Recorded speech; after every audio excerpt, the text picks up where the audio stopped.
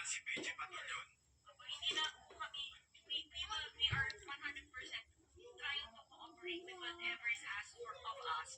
So when Mr. Discaya was let